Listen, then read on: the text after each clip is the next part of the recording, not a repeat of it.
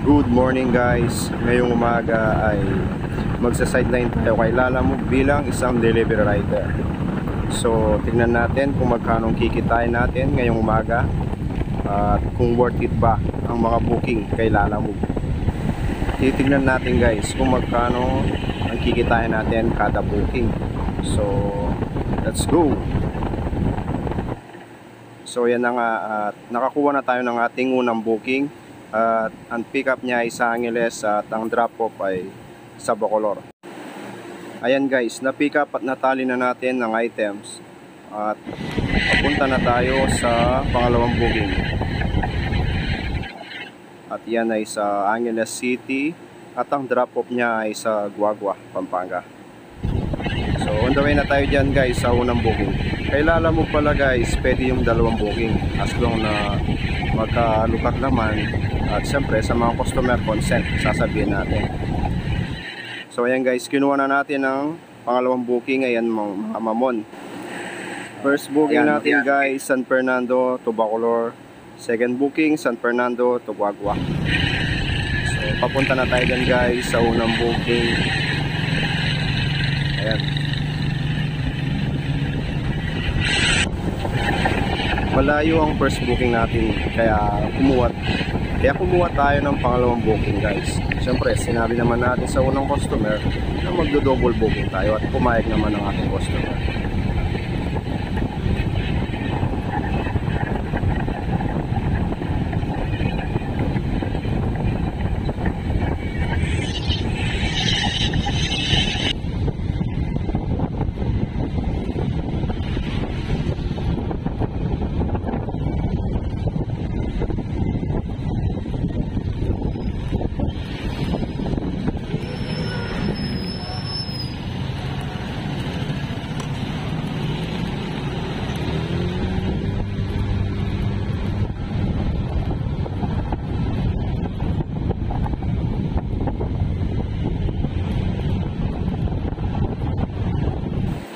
Dumating na tayo sa first booking natin guys at ito, dinrap na natin ang item.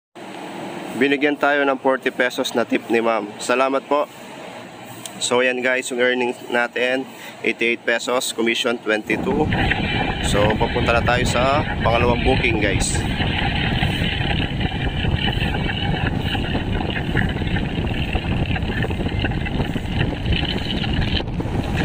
Mababa lang ang rate ni Lalamove sa Central Luzon. So, kaya sa mga customer natin na nagbibigay ng tip, maraming salamat po. Napakalaking bagay sa aming mga rider.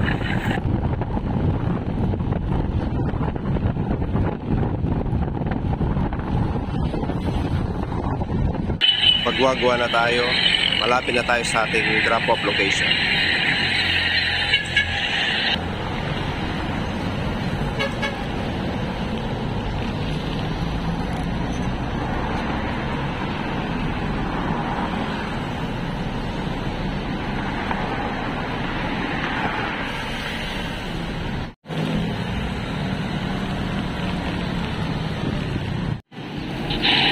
Nababa na natin guys ang ating items at ito ang ating kinita guys, 132.80 earnings.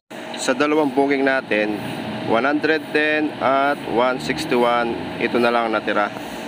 Earnings natin 80 plus 132.80, total 220.80 pesos plus 40 pesos na tips.